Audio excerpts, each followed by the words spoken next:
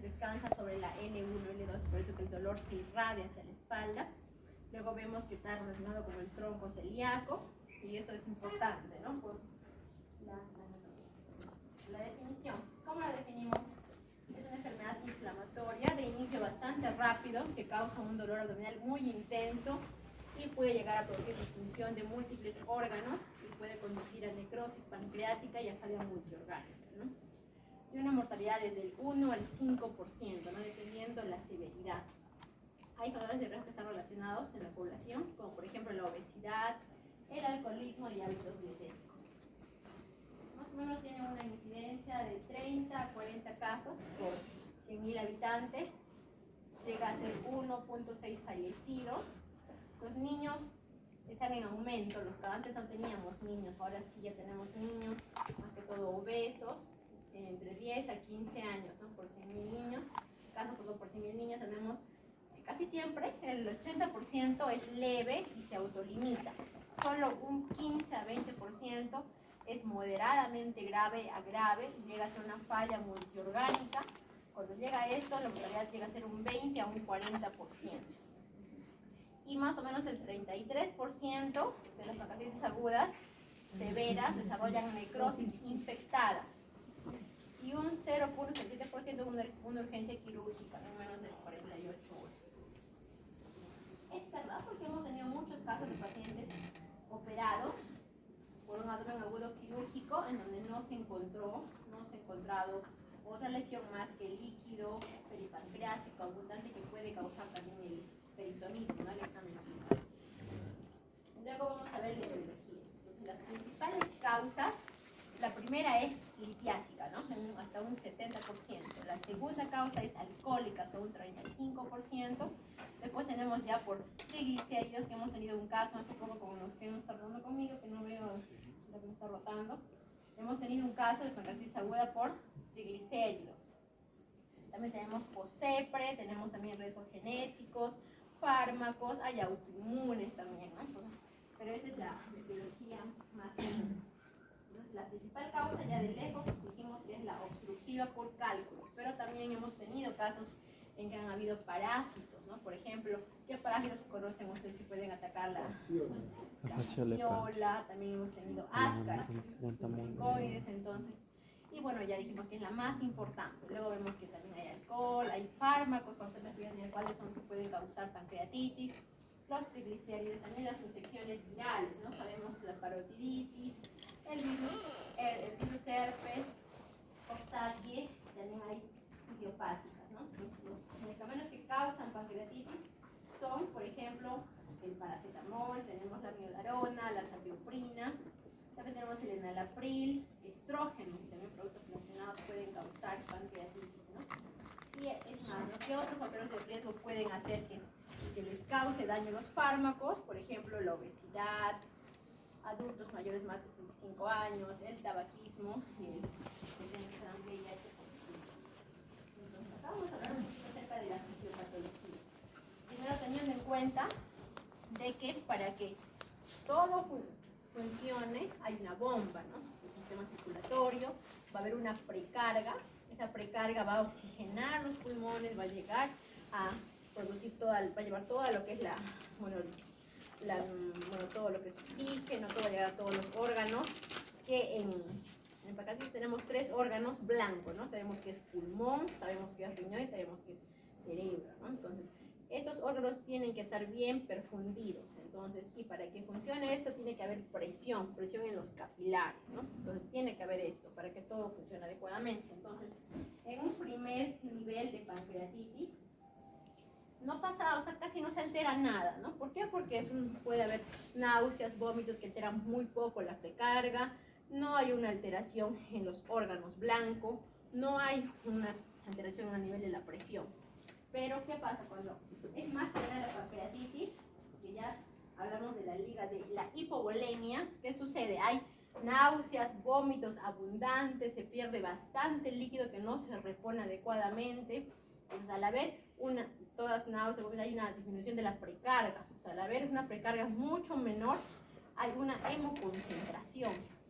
Y hay una hipoperfusión de los órganos blancos, como son el riñón, cerebro, mismo páncreas comienza a inflamarse, a no tener suficiente cantidad de oxígeno y comienza a haber más necrosis, ¿no? Y además hay colecciones también, hay un secuestro de líquidos en el tercer espacio, entonces que pueden ser colecciones peripancreáticas, y esto además que se altera a nivel sistémico, a nivel vascular, hay un síndrome de permeabilidad capilar. ¿Qué quiere decir eso? Que por ejemplo, así como cuando les golpean la mano, digamos, comienza a edematizar, hay un edema perivascular, entonces los líquidos comienzan a salirse de los vasos, y esto que hace que haya más hemoconcentración, y eso que produce que hay menos perfusión, ¿no? Entonces esa es la primera liga de la hipovolemia, en donde si uno da líquidos adecuadamente logra mejorar esto, ¿no? Porque está pasando eso. Pero ¿qué pasa? Cuando ya es más grave la pancreatitis, ya se llama, es una liga de shock distributivo. ¿Qué pasa aquí? Lo que sucede es que ya no hay permeabilidad capilar, ya no hay permeabilidad, los líquidos se salen como sea, el páncreas está mucho más necrosado, hay falla de órganos blancos, ¿sabes? Donde ya normalmente el paciente ya no responde a fluidos, responde ya a tratamiento. En la UCI tenemos que ya indicar vasopresores, otro tipo de manejo muy diferente, ¿no? Entonces la idea es conocer esto, ¿para qué? Para poder tratar. En la primera fase, cuando es leve la pancreatitis, no requiere muchos líquidos. Es más, si damos demasiado líquido podemos causar daño. Pero en la hipovolemia sí nos va a ayudar. Entonces, ustedes probablemente van a ver más pacientes, nos va a ayudar en esta fase, nos ayuda para que podamos hidratar adecuadamente. Mientras que en la liga ya del shock, ahí tienen que mandarlo a UCI, ¿no? Y ahí tienen que manejar.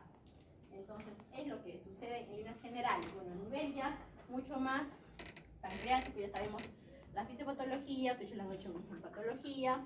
En fisiología hemos visto que hay una activación leucocitaria, hay una disfunción celular, va a haber inflamación, lo que dije, incrementar la permeabilidad capilar, hay acumulación de líquidos en el espacio extravascular, secuestro de líquidos, hay un hilio, parejas intestinales, y esto produce, ¿no?, la falla multiorgánica y todo. Entonces, eso ya lo sabemos. Después sabemos que hay dos tipos de pancreatitis, ¿no? La más común, que es la intersticial o edematosa, que es hasta un 80% y mejora casi siempre en 48 horas, una mortalidad muy baja, hasta un 5%. Y tenemos la necrotizante, hasta un 20%. Entonces, son dos cuadros clínicos diferentes, ¿no? Acá sabemos que es leve, no hay alteración a nivel vascular, y acá sí ya hay secuestro de líquidos, ya puede llegar a ser un shock distributivo. Entonces, ¿cómo es la historia natural de la enfermedad, ¿no?, de una pancreatitis? Normalmente, cuando son leves, en la primera fase, la fase temprana que hablamos de 1 a 2 semanas, se resuelve completamente, no queda ninguna secuela. El paciente en esta fase se puede operar de la vesícula prontamente. Es más, se dice que el paciente, estando hospitalizado en medicina, mejora el pancreatitis y pasa a cirugía a operarse. Pero ¿qué pasa en la pancreatitis aguda grave? Cuando es grave, en la fase temprana empieza todo las complicaciones, hay fallas de órganos, insuficiencia respiratoria, después que puede que mejore un poco, y luego en la fase tardía, a partir de la segunda semana, es donde hay las complicaciones locales. ¿Cuáles son estas? Vemos que son las colecciones líquidas agudas peripancreáticas, las colecciones agudas necróticas, y también tenemos, después estas progresan, cuando progresan más de 4 semanas, ya cambian de nombre, ¿no? Pseudoquiste y necrosis encapsulada. Entonces, recién a partir de esta semana va a haber complicaciones e infecciones. Entonces, en el examen pasado hemos preguntado justamente eso, ¿no? Paciente que viene al tercer día de pancreatitis aguda, viene hemoconcentrada, con leucocitosis, PCR un poco, bueno, de 50 en ascenso, y ahora se hace una tomografía y se encuentra una pancreatitis aguda edematosa. Entonces, en este momento, ¿qué hacemos? 1, manejo de soporte. 2, drenamos esa colección, cultivamos. 3, colocamos antibióticos. 4, mandamos a UCI. ¿Qué hacen? A ver. Soporte, ¿no? Como ustedes están explicando acá. Si es tercer día, no tienen por qué poner antibiótico. 2, no tienen por qué punzar ese quiste, mucho menos. Entonces, así van a ser sus preguntas en su examen. Así es que depende mucho, tienen que comprender bien esto, ¿no? En una primera semana un páncreas no se infecta. O sea, es rarísimo. Si hay leucocitosis, PCR alta, es inflamación, no es infección. ¿Ya? Entonces, es la historia natural de la enfermedad, ¿no? Bueno, después ya un poquito para su diagnóstico. Ustedes saben que el diagnóstico está dado por Atlanta, ¿no? Son 2 criterios de 3.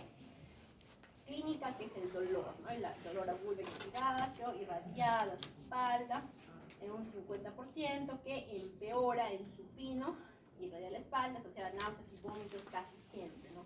No hay paciente con pancreatitis sin náuseas y vómitos, siempre están presentes. En algunos signos tenemos el signo de Cullen, el signo de Gray-Turner, que también podemos verlos, realmente son raros, yo en realidad lo he visto uno más, no he visto más. Y bueno, elevaciones enzimas pancreáticas, amilasa y lipasa más de 3 veces el valor normal, ¿no? Ese es el diagnóstico. Tener en cuenta que esto sirve para diagnóstico, ya no sirve para pronóstico. Si está en 5.000, 8.000, no indica que va a ser más grave la pancreatitis, solo significa que tiene el diagnóstico. Y otro, hay hallazgos característicos en imágenes, ¿no? Vemos en ecografía, se puede ver el páncreas edematoso, en la tomografía, en la resonancia, ¿no? Pero no en todo se va a pedir, ¿no? Ecografía sí, en todo, porque está disponible. Pero para hacer una tomografía, recién en caso de que haya un diagnóstico incierto, hasta en las 48 a 72 horas, ¿no? Recién en esos casos. Hay también otras causas, ¿no? de amilasa elevada, ¿no? Por ejemplo, cuando son asintomáticos, en la bulimia, en la macroamilasemia, en la diabetes, en el embarazo. O sea, hay otras causas, ¿no? No toda amilasa elevada es pancreatitis, ¿no? También causas sintomáticas, también tenemos, por ejemplo, enfermedad celíaca, un abdomen agudo, a veces nos mandan por una colitis aguda que también está elevado, incluso por una apendicitis nos mandan amilasa y lipasa elevadas, ¿ya? Al final no necesariamente tiene que ser, pues, ¿no? Una pancreatitis, es el mismo trauma abdominal puede causar esto, ¿no? Hasta un infarto no puede causar la elevación de la amilasa. Entonces, el diagnóstico por imágenes se da principalmente por ecografía. ¿Y qué vemos ahí? Vemos un edema y aumento del tamaño pancreático, ¿no? Que debe realizarse en todos los pacientes al ingreso. Es lo mínimo que pueden hacer ustedes cuando hay un dolor abdominal característico y nos va a detectar el origen litiásico, ¿no? Y si descarta signos de obstrucción de la vía biliar. La tomografía es el examen de elección, ¿no? Con una sensibilidad de un 100% y 90% de especificidad. Pero está indicado solo en casos de duda diagnóstica o cuando es grave la pancreatitis, hay fallo orgánico o hay una sospecha de complicaciones, ¿no? Entonces, el resto de pacientes no requiere hacerlo de manera urgente, más que todo a partir del tercer al quinto día, ¿no? Y la resonancia también se usa en forma de colangioresonancia para ver cálculos a nivel colédoco o también como resonancia magnética misma para ver si las colecciones pancreáticas son líquidas, completamente líquidas, homogéneas o hay necrosis, ¿no? Eso nos ayuda para diferenciar, o sea, mejor que la tomografía para diferenciar la densidad de las lesiones es la resonancia, ¿ya? Luego tenemos los predictores de severidad. Tenemos, por ejemplo, bueno, los más conocidos en los exámenes que ustedes van a dar, sabemos Ransom, sabemos Marshall, tenemos Apache, tenemos Corte Glasgow, otros ya, bueno, no tan nuevos, ¿no? BISAP, tenemos el AB, tenemos el Glasgow Hemorrhage. También tenemos los más prácticos que ustedes pueden utilizar, tenemos el CIRS, que vemos el PCR, el hematocrito más de 44, también tenemos el BOOM. Entonces acá tienen algunos por ejemplo, ejemplos, ¿no? Por ejemplo, el BISAP también es casi siempre es pregunta de su examen, ¿no? ¿Cuáles son un BISAP de 2, un BISAP de 3? ¿Cuál nos predice más, ¿no? Severidad. Entonces, ustedes siempre tienen que tratar de tener al menos un predictor de severidad, ¿no? Porque incluso en esta revisión del año pasado de la Asociación Americana de Gastroenterología, tenemos que estos son, ¿no?, los factores asociados, por ejemplo, la edad, la obesidad. Si ustedes encuentran cualquiera de estos, ¿no?, el CIRS o características en el paciente o exámenes de laboratorio, tenemos que ya sospechar que el paciente va a ir a una pancreatitis severa, ¿no? Va a empeorar. Tenemos que tener en cuenta esto, ¿para qué? Para mejorar nuestro manejo terapéutico, o sea, en quienes hidratar más, en quienes no tanto. Para eso nos sirve esto, ¿no? Ustedes se dan cuenta en qué paciente tienen que tener más cuidado, en qué paciente se va a complicar. Entonces ya pueden saberlo con estos exámenes, ¿no? Entonces, para eso nos sirven estos predictores de severidad. Y bueno, para evaluar severidad sabemos que es el score de modificado de Marshall, ¿no? Entonces, en esto, ya tienen acá el score, sabemos que un órgano está en falla cuando es más de 2, ¿no? Más de 2, y sabemos que el órgano hay una falla orgánica, ¿no? Entonces, sabemos que la pancreatitis aguda leve se define cuando el paciente no tiene complicaciones locales, o sea, es decir, no hay líquido libre, no hay colecciones peripancreáticas ni intrapancreáticas y no hay insuficiencia o falla orgánica, ¿no? Es leve. Es moderadamente severa cuando hay falla transitoria de un órgano, ¿no? Menos de 48 horas. O hay una complicación local, ¿no? Por ejemplo, si el paciente ya tiene, no tiene falla de órgano, pero ya hay una colección peripancreática, ya es una moderadamente severa, ¿no? Esa puede ser otra pregunta de su examen. Otro, pacientes, ¿cuándo es severa? Cuando ya la falla de órgano blanco es más de 48 horas y haya o no haya complicaciones locales, ¿no? Entonces esa es la severa. Bueno, acá ya para que ustedes lo revisen, son los criterios que todavía sirve realmente, nos ayuda para predecir la severidad. Tenemos Apache también y tenemos la PCR, ¿no? En este es más de 15, porque ya más de 150 nos ayuda para severidad, ¿no? Útiles de 48, 72 horas. También la procalcitonina elevada, que tiene una alta sensibilidad para ver necrosis pancreática, y el hematocrito más de 44, ¿no? ¿Y qué dicen las guías? Que en realidad nos ayudan, ¿no? Acá son bastantes la guía americana, tenemos la guía canadiense, todas nos hablan que hay que utilizar al menos 1 o 2 predictores, combinaciones o 1 o 2 predictores de severidad, ¿no? Es importante siempre utilizarlos. Y ahí están para los cortes, ¿no? El Apache cuando es mayor o igual a 8, el PISA cuando es mayor o igual a 3, las que dice que va para una severa, el ranzo, la urea, el ingreso más de 60, la PCR más de 150. Pero la PCR se usa a las 72 horas, porque no tiene que ser, no puede ser después, ¿no? Porque después siempre van a elevarse. Las comunicaciones de tomografía también son muy importantes. Cuando hay un diagnóstico poco claro, ¿no? Por ejemplo, en pacientes que vengan con dolor abdominal, no hay elevación de enzimas pancreáticas, porque tal vez ha pasado mucho tiempo, puede que al inicio tienen una curva, ¿no? La mirada tiene una curva, tiene algunas horas que sube y luego comienza a bajar, ¿no? Entonces, ¿qué tal si el paciente viene con una semana de evolución? Que tuvo dolor más de una semana, le pides exámenes, cuando llega ya están normales, pero él tiene dolor, hay náusea, hay vómitos, y les pide su tomografía. Otro para ver cuando ya hay predictor de severidad, tenemos que pedir para ver qué tanto ha comprometido el páncreas. Otro cuando haya falla en el manejo conservador, cuando hay un deterioro clínico y se pide entre el tercer a cuarto día, ¿no? ¿Por qué? Porque recién en estas horas hay necrosis y complicaciones. Ustedes piden a las primeras 24 horas no va a salir nada, va a estar como que a lo más un poquito de hematoso. Y les comentaba que la resonancia es mejor detectando necrosis o la densidad de las colecciones. Windows. ¿Qué pasa?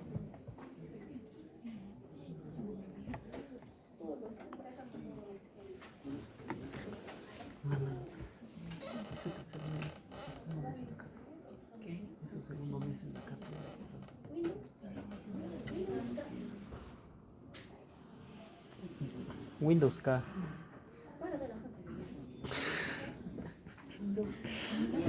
No queda grabado.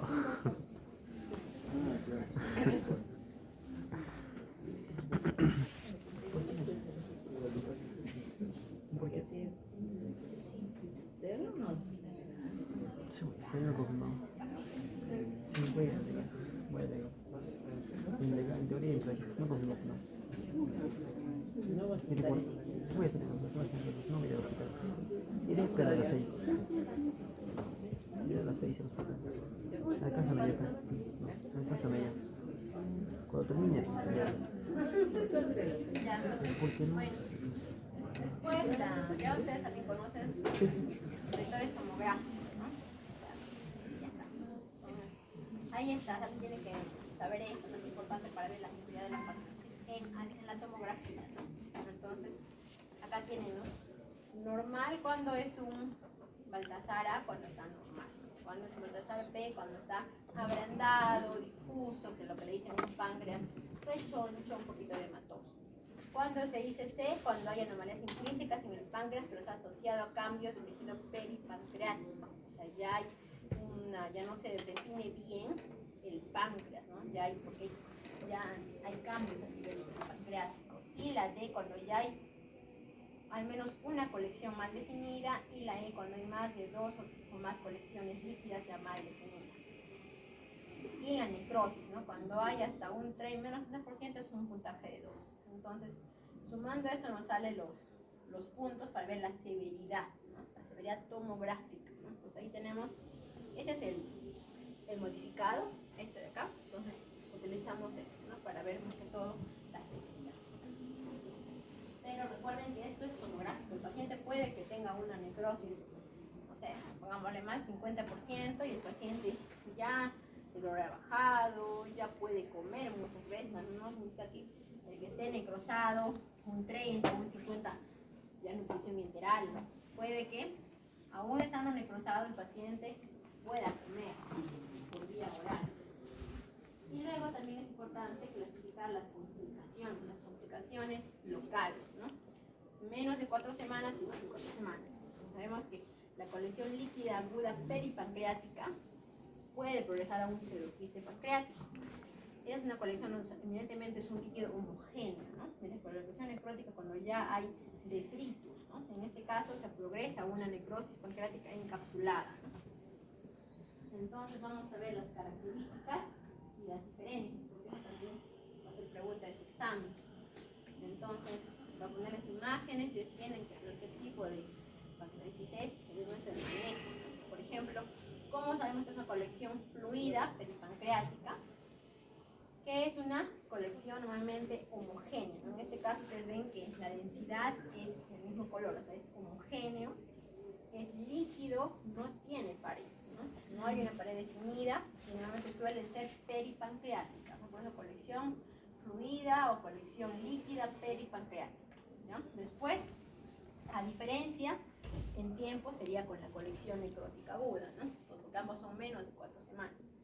Esta ya es heterogénea, o sea, ya las densidades no son las mismas, hay densidades líquidas y no líquidas, ¿no? Ya es diferente. No hay una pared definida igual que en esta, y pueden estar dentro del páncreas y peripancreática, es la diferencia, ¿no? Acá casi siempre, acá ahí, ¿no? Dentro del páncreas, acá siempre es peripancreático. Después el pseudoquiste pancreático, que vemos que ya sigue siendo, es la progresión de este, ¿no? Sigue siendo homogéneo, es líquido, y ya hay una pared muy definida, ¿no? Normalmente está fuera del páncreas.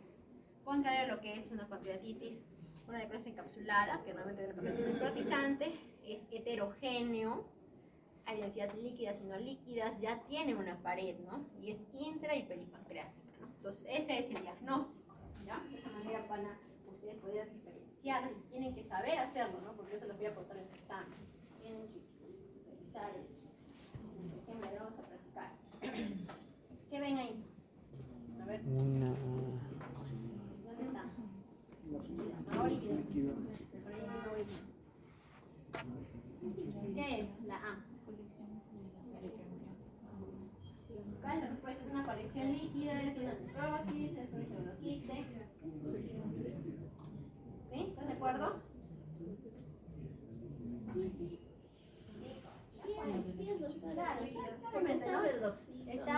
Está definido. Claro, es el páncreas, está hacia afuera, está mal definido y es homogéneo, ¿no? Entonces es una colección líquida peripancreática. Sí. La siguiente,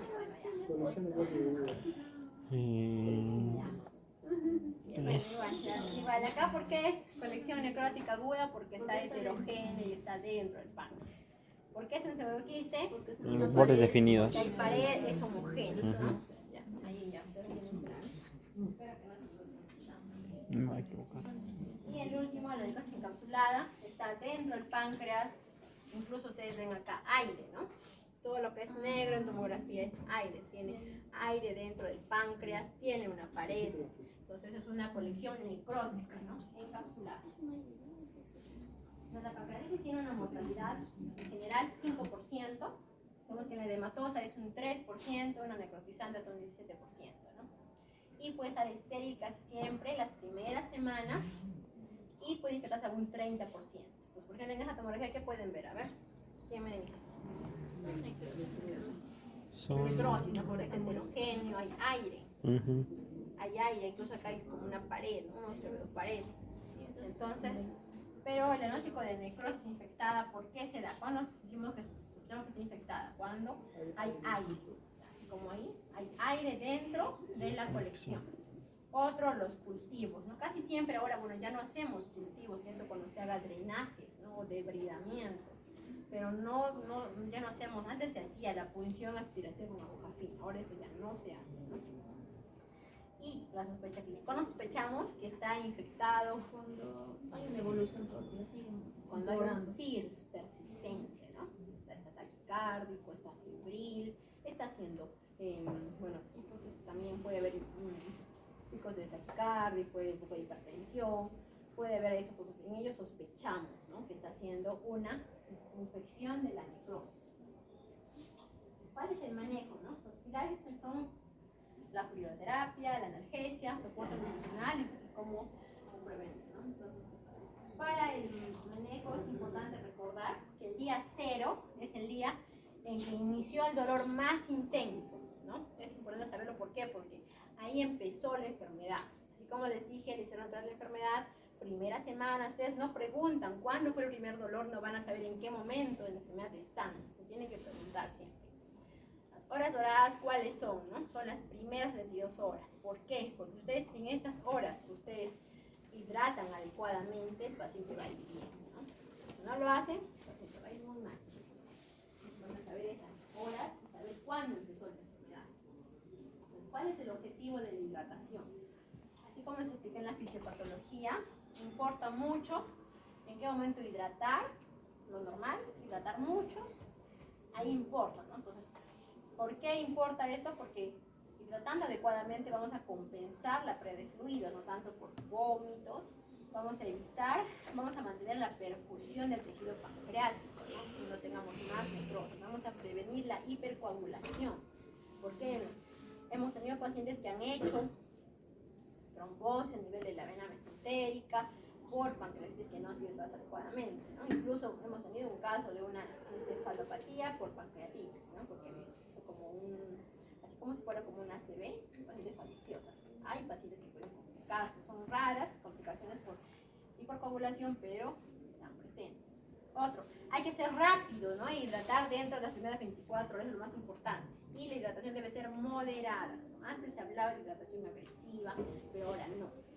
La hidratación moderada, ¿no? No ser muy agresivos porque puede causar muchos riesgos. ¿Qué sería si ustedes hidratan en un paciente que es leve, ¿no? Lo sobrehidratan, ¿qué pueden causar? Edema agudo del pulmón. Entonces tiene que tener mucho cuidado saber a quién hidratar bien y a quién no. ¿Qué utilizamos para la hidratación? Utilizamos lactato Ringer, suero fisiológico.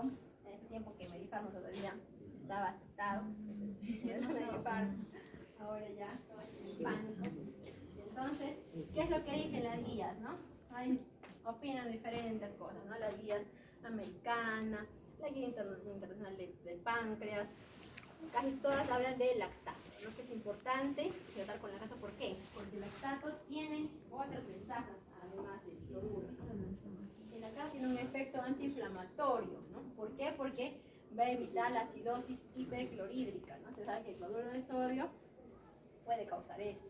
Luego va a reducir la expresión de mediadores antiinflamatorios, va a tener un efecto inhibidor del lactato en células inflamatorias. Pero sin embargo han hecho estudios que han comparado, donde se ve que no hay muchas diferencias, ¿no? Significativas en reducir mortalidad, lo que sí ayuda en esto, ¿no? En la estadía hospitalaria ha mejorado los tiempos. Y en lo demás no hay mucha diferencia, ¿no? Pues todavía están haciendo más estudios, ¿no? Para poder tener qué tan bueno es. Pero se recomienda aún así utilizar. Y en los trabajos como ya han demostrado que disminuye la PCR más rápido y en reducción del SIG. Entonces, ¿cómo es que se debe hidratar? Cuando es leve, como no hay complicaciones, locales, no hay secuestro de líquidos, no requieren mucho. Entonces es un bajo requerimiento de fluidos. Y sin embargo, cuando ya es severo, hay complicaciones locales, hay mayor secuestro de líquidos, hay hemoconcentración, hay un flujo urinario bajo, ahí sí donde ya requiere líquidos, ¿no? De manera moderada. Entonces, ¿cómo es que tenemos que hidratar? Uno debe estar dirigido a objetivos. ¿Cuáles son sus objetivos? Uno, que la frecuencia cardíaca baje, ¿no? Otro, la presión arterial media que esté en esos valores, que haya una buena diuresis de 0.5 a 1. Luego que el hematocrito disminuya. Si está en 44, 50, tiene que bajar la urea, tiene que bajar la creatinina. Entonces, y también cómo pueden medirlo a nivel invasivo mediante la presión venosa central, ¿no? También pueden determinar qué tanto están o no sobrehidratando, ¿no? Entonces, ¿cómo son los objetivos? Pues tenemos que hacer eso, ¿no? ¿Cómo iniciamos? Inicialmente se recomienda, cuando el paciente está en shock, se debe hidratar con 10 mililitros por kilogramo en bolo y después a 1.5. Lo que dice su guía de salud es esto, ¿no? 150 a 600, en caso de que sea sin shock. Cuando hay shock, cuando no hay shock, no hay deshidratación, es 1.5. Yo ya no lo coloco en el bolo. Entonces es lo que dice sus guías. Esa es la guía que la última que ha sacado de salud por el manejo de la pandemia. Puede que le dan examen para hacerla para preguntar eso, ¿no? Y después tenemos acá. Este es un esquema, un resumen que lo hizo el doctor Madarek de un estudio a nivel internacional, randomizado, multicéntrico, donde ha concluido esto su trabajo, ¿no? Su trabajo, ¿con qué concluye? Es el estudio Waterford. En este estudio, ¿qué concluye? Si apenas en hipovolemia, lo tienen que dar como un bolo de lactato Ringer a 10 mililitros por kilo. Es decir, si el paciente pesa, digamos, 60 kilos, 600, ¿no? 600 mililitros en 2 horas. Después de las 2 horas, el paciente mejora, hay mejor perfusión, mejoramos un poquito todos los objetivos, bajamos a 1.5. Si no hay hipovolemia, de frente a esta dosis, ¿no? Y después continuamos. Continuamos con esa perfusión de 1.5 mililitros kilo hora. Y después, a las 12 horas, evaluamos si el paciente ha mejorado el dolor, se colocaba analgésico. Si el dolor es menos de 5 sobre 10, en una escala de menos de 5 sobre 10, el paciente ya puede comer. O sea, ¿cuál es el cambio? Que antes se decía que el paciente solo comía y no había nada de dolor. Ahora sí ya puede comer. Si hay un poco de dolor, si hay un poco de apetito, ya pueden darle de comer. O sea, antes se tardaba mucho en darle de comer, ahora ya no. Después de esto, evaluamos, ¿no?, la volemia. Si el paciente vemos que hay una sospecha de sobrecarga de líquidos, tenemos que disminuir, lógicamente, ¿no? Si el paciente está con una normovolemia, continuamos y probamos tolerancia oral igual, otras 8 horas. Si está hipovolémico, tienen que volver a dar otro bolo, ¿no? Entonces la idea es verificar bien esto. Y para ver hipovolemia tienen que ver la presión, la diuresis, todos tenemos que ver, ¿no? Entonces va a depender de eso. ¿Y cómo van a sospechar que haya sobrecarga? Porque hay esto, ¿no? Podemos ver evidencia diagnóstica o no invasiva de insuficiencia cardíaca, como por un miocardiograma, hay congestión pulmonar en una radiografía de tórax, puede haber disnea, edema periférico, crepitantes. Tienen eso, tienen que empezar en sobrecarga, tienen que disminuir la cantidad de líquidos, ¿no? Hipovolemia, ¿cuándo decimos? Cuando la creatinina está en un criterio o más, o sea, creatinina elevada, más de 1.1, urea elevada, hematocrito alto, aumenta la creatinina, diuresis baja, tensión arterial sistólica menos de 90, o hay signos o síntomas de deshidratación, como sed intensa, sequedad, signos de pliegue, ¿no? Entonces, es lo que tienen que hacer. Después, es un pequeño resumen, ¿no?, de todo lo que es la hidratación. Ahora hablemos un poquito de la nutrición. Entonces, la nutrición, como hemos explicado, antes se decía que no le duela nada, pero ahora ya no. Hablamos que puede haber un poco de dolor y pueden nutrir. Y que hay apetito. Muchos dicen, tengo hambre, pero tienen miedo de comer, ¿no? Pero si hay eso, ya es un buen signo de que tenga hambre. Después, la nutrición debe ser temprana. Antes también se hablaba ir paso a paso. Pero dieta líquida restringida, dieta líquida amplia, no, ahora no. Ahora se dice que debe ir de frente a dieta blanda, hipograsa o sólida y no progresando, ¿no? Entonces, no.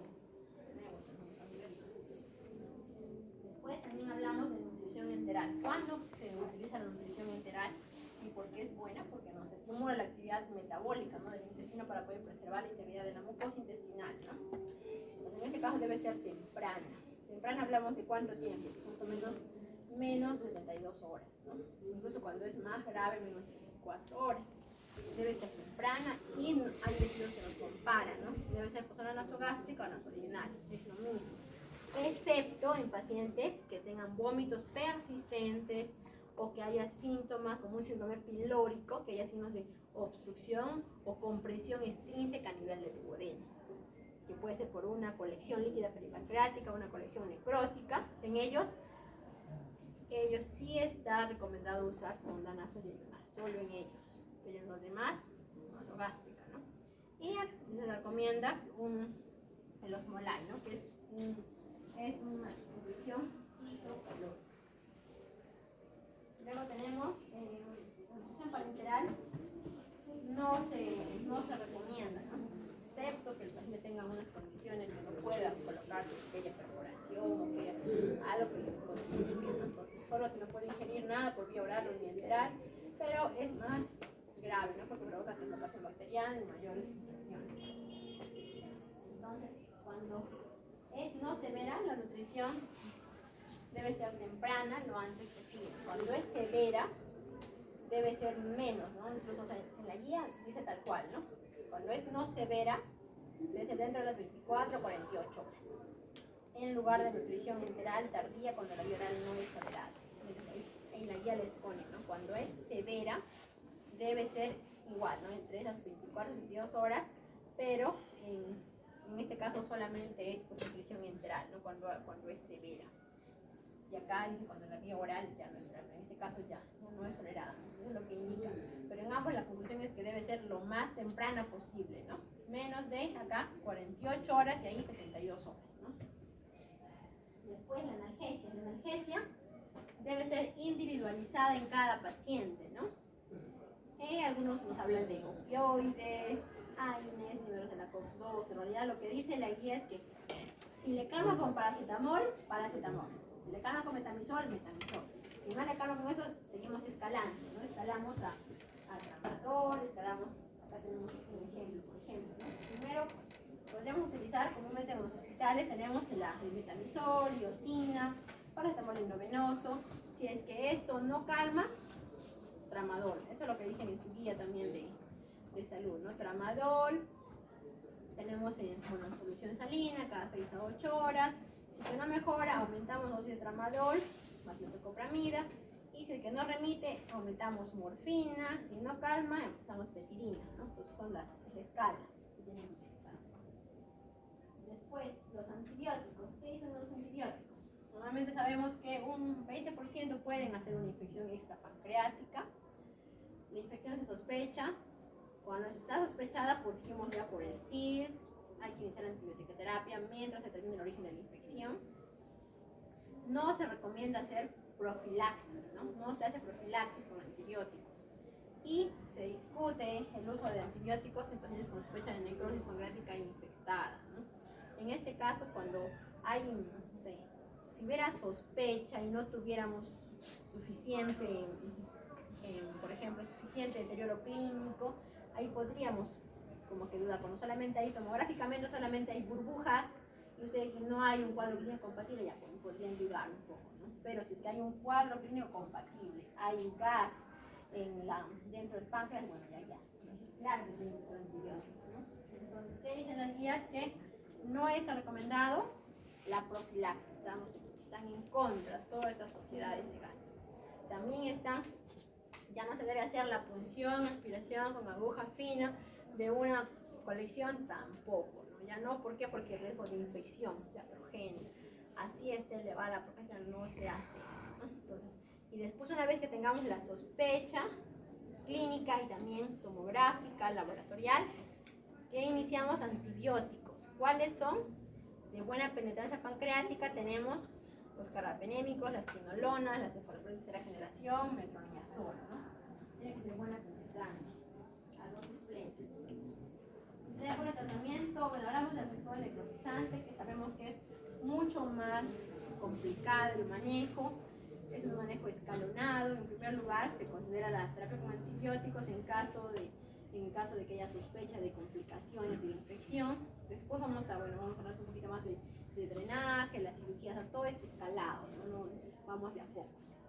Luego el manejo requiere un enfoque multidisciplinario, ¿no? Que desde gastroenterólogos, cirujanos, radiólogos intervencionistas, entonces es bastante complejo. Por ejemplo, vamos a hablar acerca de cuándo se hace drenaje percutáneo, ¿no? Acá tenemos una cosa es drenaje, otra cosa es debridamiento. Drenaje es cuando, para que todos sacamos lo que es líquido, ¿no? Colocar un stent y sale líquido. Debridamiento es cuando se saca, además del líquido, detritus pancreáticos, son como que pedacitos de páncreas necrosado.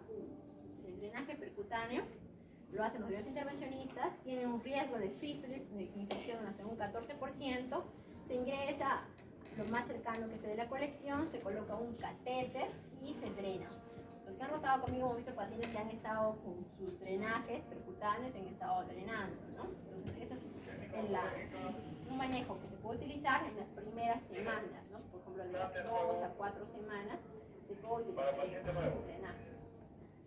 También tenemos el manejo endoscópico, ¿no? Que puede hacerse dos cosas mediante la vía endoscópica, tanto drenaje como debridamiento, ¿no? Porque en este caso es drenaje, se coloca un stent y de ahí drena la secreción, ¿no? Y tenemos acá, por ejemplo, una colección y por ahí está drenando.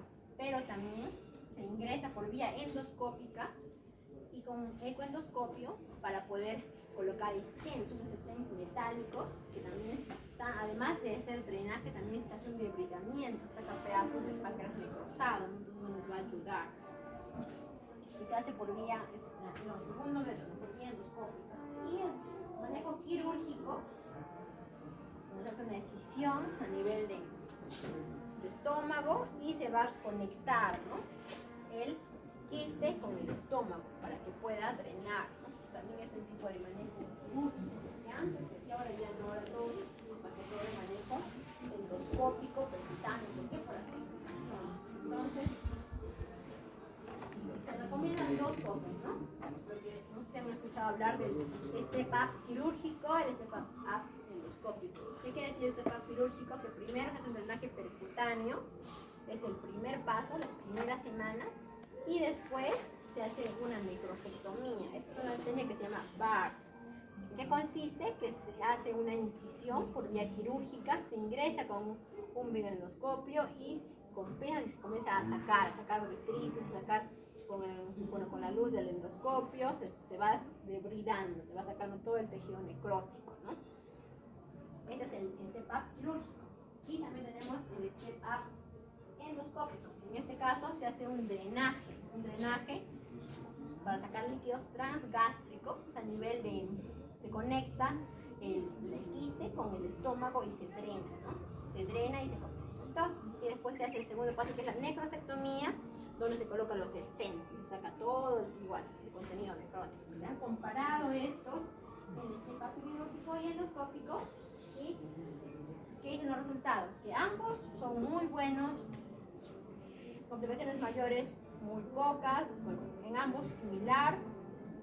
La fístula, siempre hay más fístula en el step-up quirúrgico, hay más riesgo de fístulas porque hacia a través, ¿no?, de la pared abdominal, mientras que en el otro es hacia el estómago. Y la mortalidad es parecida. Entonces, la única diferencia, ambos son muy buenos, la única diferencia es esto, a nivel de la fístula, y también tenemos que tener en cuenta si hay o no disponible en los hospitales, ¿no? Por ejemplo, ahorita en Goyeneche tenemos el step-up quirúrgico, ¿no? Estamos como que más disponible porque hay drenaje percutáneo, ¿no? Entonces, que faltaría hacer el endoscópico porque no hay los equipos necesarios. Se ha hecho en algunas oportunidades drenajes endoscópicos, pero son un poquito más laboriosos, requieren insumos mucho más costosos, ¿no? Más que todo por eso. Depende mucho de la disponibilidad. Y también hay otra indicación de drenaje cuando, por ejemplo, en este caso, ¿qué es? A ver. Chicolación. Es un pseudoquiste, ¿no? Porque es homogéneo, tiene pared, entonces este aquí está comprimiendo el estómago. Entonces, comprime el estómago, entonces, ¿qué se hace? Se entra por endoscopía y se coloca un stent, ¿no? Se coloca un stent y sale. ¿Cómo es este líquido? Es un líquido achocolatado. Hemos tenido pacientes en el hospital más grandes, son doble de esto, el quiste. Bastante grande, con mucha sintomatología. En ese momento vivía el doctor Ceballos, si lo conocen, algunos lo han escuchado, el doctor Ceballos, que era un pionero de muchas cosas acá en Arequipa. ¿Okay? ¿Qué hizo, no? Entramos, yo era residente, en la endoscopía se veía claramente que esta compresión comprimía el estómago, no se veía que como que abombaba el estómago. ¿Qué hizo? Entró, hizo un pequeño corte, colocó el stent, o sea, ciegas, ¿no? Antes eso no se, ahora ya no se hace, ¿no? ¿Por qué? Porque es riesgoso, se puede perforar un vasito, una venita y puede haber una hemorragia, ¿no? Pero en este caso, como estaba tan protruido y se podía ver que no había un vasito, y bueno, por buena suerte no se punzó y no sangró, entonces se drenó y el líquido puso un líquido achocolatado, abundante, el paciente mejoró, ¿no? Fue muy bien gracias al drenaje, ¿no? Se drenó bastante, en varios meses, no recuerdo cuántos litros exactamente, pero sí fue efectivo, ¿no? Entonces también está indicado en estos casos, ¿no? En casos de que haya obstrucción del tracto de salida. Entonces, en general, ¿qué es lo que decimos de las complicaciones locales? Cuando son estériles, como dicen, wash and wait, ¿no? Mirar y esperar para que eso se mejore. En caso de que se estén infectadas, antibiótico, lo primero, después tienen que ver si lo drenan, ¿no? Si es líquido, lo drenan. Si es que es necrosis, tienen que irrigar, tienen que sacar todo el tejido necrosado. Y también, en caso de que no mejore, recién va a necrosectomía quirúrgica, ¿no? Ese abordaje es de paso. Y bueno, finalmente, ¿en quiénes indican hacer CEPRE, pancreatitis, cuando haya una colangitis aguda, ¿no? Entonces, por ejemplo, cuando hay colangitis aguda, ya, eso está claro. Hay otro tipo de pancreatitis, pero con predictores de obstrucción biliar. ¿Cuáles son esos predictores? Vamos a ver ahorita con bilirrubinas elevadas, patrón colestásico, que puede ser por una obstrucción por coledocolitiasis o una compresión extrínseca. Y hay otro escenario donde hay pancreatitis, pero sin predictores de obstrucción biliar. Entonces, ¿en qué caso está indicada la CEPRE? En el caso en que haya colangitis, ¿no? Cuando haya colangitis debe hacerse de manera urgente, en menos de 24 horas debe hacerse la CEPRE de urgencia. En casos de que haya obstrucción biliar, o sea, solo obstrucción, que pueden estar dados por colestasis o en imágenes que haya una dilatación de colédoco, se podría esperar, ¿no? Hasta, como dice, esas 72 horas, no es urgente. Y en caso de que no haya obstrucción, lógicamente no se va a hacer CEPRE, ¿no? Y bueno, finalmente decirles que es importante en las pancreatitis severas la reanimación controlada con cristaloides. ¿Cuál es la elección? La platorrina. No está recomendado el uso ordinario de antibióticos. Otro, el manejo del dolor con opioides de primera elección, según dicen muchas guías, pero ahora último que decimos que es con lo que le calme, ¿no? Si le calma con metamizol, ¿ya? El drenaje biliar por CEPRE solo cuando haya colangitis aguda, ¿no? Independientemente de su severidad, de forma de urgencia. Ya para que no se duerman, sí. Ya. 54 años, varón, que acude por urgencias con dolor abdominal, en epigastrio, de instauración brusca en las últimas 24 horas, que se irradia el cinturón con vómito, sin fiebre termometrada, ni tiritona, que son los escalofríos, que es un caso español, sin antecedentes de interés, algo cólicos biliares a repetición, pendiente de colestectomía electiva por parte de cirugía general, no toma ninguna medicación a diario. Cuando ingresa, viene con una presión de 160-100. Frecuencia cardíaca en 100, frecuencia respiratoria en 14, buen nivel de conciencia, orientado, colaborador, la respiración cardíaca normal, salvo mínimos, crepitantes en ambas bases, el abdomen es plano, doloroso en epigastrio, con defensa voluntaria, sin peritonismo, Murphy negativo, Bloomberg negativo y sin edema. Entonces ahora que presten atención a las funciones vitales, pueden anotarlas porque voy a preguntar. ¿Ya?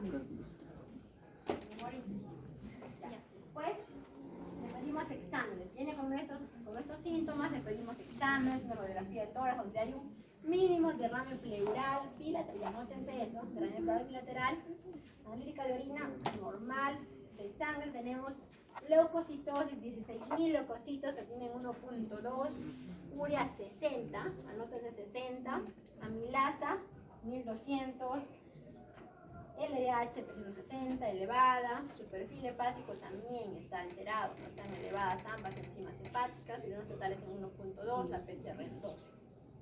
La ecografía normal, salvo un páncreas edematoso con líquido libre en blancos.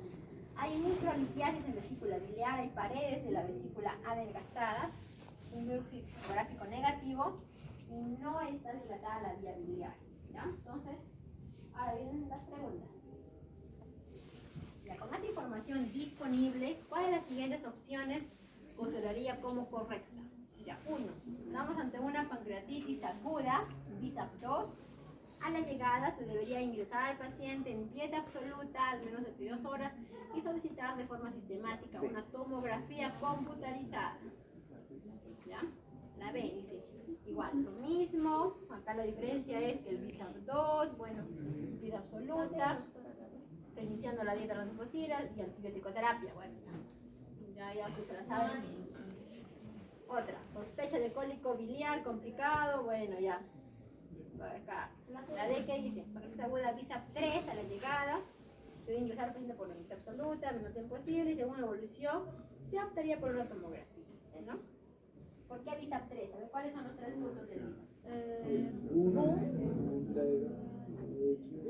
Los hallazgos de fusión pleural. Ya, enterrada pleural.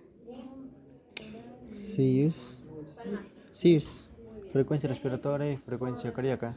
La frecuencia Cardíaca. cardíaca, ¿no? Entonces, ese es igual, es su examen. Así que estarán memorizando. Entonces, el paciente, ¿qué pasa? Evoluciona de forma desfavorable, ya desde el punto de vista clínico, con lenta instauración de la dieta y aumento de la cardiopatía aguda. En la analítica de control a las 48 horas destaca leucocitosis, ¿no? 14.000, creatina 0.98, que bajó, no estaba en 1.1, AST también, el T bajaron, la GGTP también, fosfatasa alcalina 115, bilirubina 0.98, PCR 340, a ver, fíjense bien ese dato, la PROCA 0.05 y el paciente experimenta fiebre termometrada en 38.3 sin escalofríos y el dolor está controlado. En este momento, ¿cuál de las siguientes aseveraciones es falsa? A ver, a una sola voz. Todos.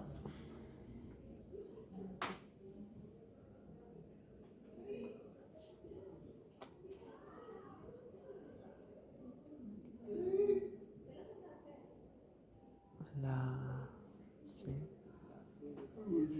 Entre la C y la D.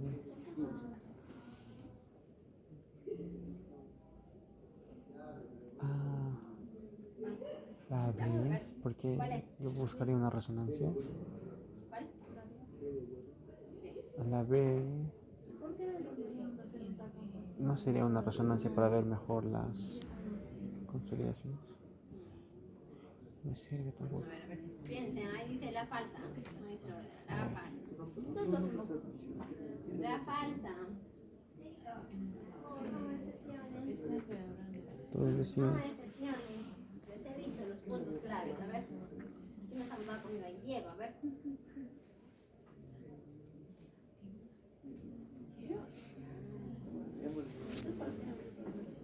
¿Qué decía la anterior? ¿Ya? ¿Va bien? Chicos, por favor, ya. Mauricio. Ya, ¿por qué la D? Ya, pues, chicos, si acaso, ¿por qué le van a hacer CEPRO al paciente? Tiene ya dilatada, tiene colangitis. No, pues ya, de hachazo.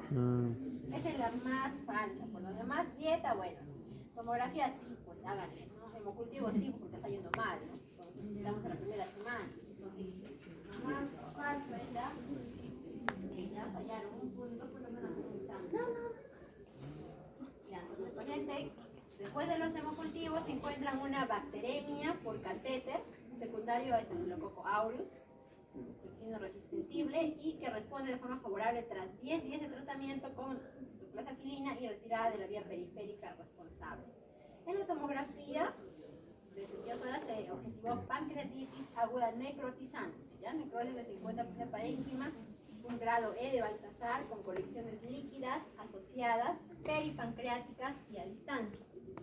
Una este caso inician creón, para son enzimas pancreáticas, de 50.000 unidades con las comidas principales, pero el paciente en torno al día 14 de ingreso, o sea, vamos en la segunda semana de evolución, la edad precoz, dolor abdominal postprandial, y se hace una nueva tomografía a los 16 días de ingreso, que tiene esta imagen. A ver, Ya. vean, ¿qué es? ¿Es one? No, es 4 semanas, ¿no? Es ¿Cuánto tiempo pasa en 6 total? días. 16 días. Ya pueden ver, ya. a ver, ¿a quién me dice ahí? Necrosis. Se ve el páncreas, colecciones intrapancreáticas, no tienen pared, está completamente heterogéneo. Entonces, ¿eso qué es? Una Colección necrótica. Colección necrótica aguda. ¿Cuál es la respuesta? Entonces, Sí, la es la colección aguda ¿correcto? necrótica, sí. Necrótica aguda, está causando un síndrome compresivo. Las intestinales, por lo que nos decantaríamos por un drenaje mínimamente invasivo, ¿no? Entonces, al paciente se le hace un drenaje. ¿Qué drenaje? Un drenaje percutáneo. Ustedes pueden ver ahí el drain, ¿no? Acá está el páncreas, ahí está el drain. Entonces, se obtiene un líquido ceroso, no purulento, y se envió a microbiología sin lograr entrar en un agujero. Entonces, el paciente después de eso evoluciona de forma favorable durante los siguientes 10 días, es dado de alta por mejoría clínica, con práctica normalización de los órganos de fase aguda y con tolerancia oral completa. Así tengo un mes a pancreatología con una nueva tomografía de control en la fase fecal, es para ver insuficiencia pancreática exocrina, analítica de sangre y completa, incluido insulina, péptido C, hemoglobina glucosilada. No obstante, el paciente acude nuevamente al servicio 5 días después por vómitos, intolerancia oral. Se hace una nueva tomografía observando lo siguiente. ¿Qué ven ahí? Una one. Ah, ¿Qué es eso? Ah, si es aire es one, entonces. Una necrosis pancreática donde ya infectado. ¿Qué es? Entonces, dice, teniendo en cuenta que la tomografía previa al alta, realizado 6 días antes del ingreso, no se objetivaban estos hallazgos, no hemos visto eso, no había eso en la anterior, ¿no? Es muy diferente. Ustedes ven esta y ven esta, o ven esta de acá, nada, no es diferente, completamente diferente. Ese es tiene pared, ¿no? Y es homogéneo. Una colangia. Completamente diferente. Entonces, ya teniendo en cuenta que no había eso, ¿qué prueba complementaria realizaría el paciente por hacer una vez ingresado? Colangioresonancia. ¿Por qué? Porque ¿Qué quiero esperan encontrar ahí? detallar mejor las estructuras. Ya, nos va a ayudar, sí. Pero para ver qué, sospechar qué. ¿Qué estamos Necrosis sospechando? one. One. Si había necrosis. One. Había necrosis. One. Necrosis, colección necrótica aguda. Pero eso no es un WOM. Porque si fuera un WOM, ¿qué tendría que tener? Encapsulado. Estar heterogéneo, ¿no? En ese caso, es homogéneo. Solo tiene un poco de aire. Entonces, ¿cómo se llama eso? Bueno, es un poquito más raro, ya un poquito más rebuscadito, pero es una disrupción del conducto Wilson. Pues cuando en una parálisis aguda necrotizante, Ah, en Wilson hay una disrupción, entonces se forma un quiste, eso sale hacia afuera y forma un quiste, ¿no?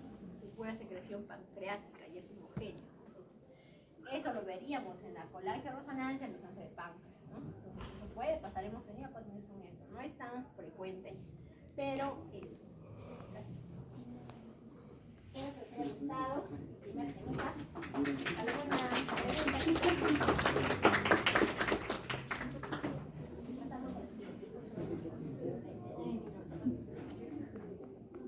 Preguntas sobre eso, vamos a hacer otro tema ya. ¿Alguna pregunta? Pregunten ustedes, yo no voy a preguntar el examen, no sé, ya ven especialmente de comprar, porque está de locos. ¿Qué? ¿Por qué se le hace la cena? No, no se le hace. Ah, no, para ver eso, para ver el conducto de Wilson. Claro, ustedes saben que la colangio sirve para mirar todo lo que es el conducto de Wilson, el coleo, por eso la colangio.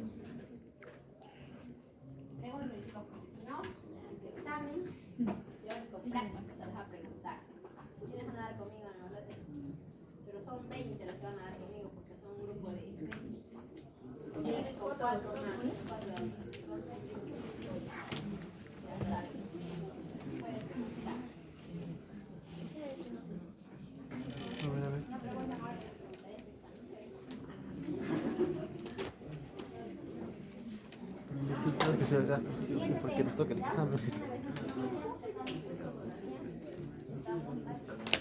¿Por qué? Entonces, el siguiente tema es cirrosis hepática. Somos 3 jurados, ¿no? Aquí tenemos uno, la definición, igual con etiología, fisiopatología, historia de la enfermedad, la clasificación, las complicaciones. Vamos a ver esas complicaciones: la citis, la PBE, falla renal aguda y la encefalopatía hepática. Entonces, tener en cuenta que la cirrosis hepática es la etapa final de todas las enfermedades hepáticas, ¿no? Crónicas. Es la 11ª causa de muerte en el mundo. Y se caracteriza por fibrosis, formación de nódulos en el hígado secundaria a una lesión crónica, ¿no? Que lleva una alteración de la organización glomerular normal del hígado. Tiene un alto impacto en la calidad de vida, desempleo, costos en salud, y sabemos que el trasplante hepático es el segundo en el mundo, ¿no? Está implementándose más, ¿no? ¿Cuáles son las causas de la cirrosis? Pueden ser todas estas, ¿no? Justo creo que tiene el seminario de más en línea, porque mañana lo tienen, ¿no? El seminario.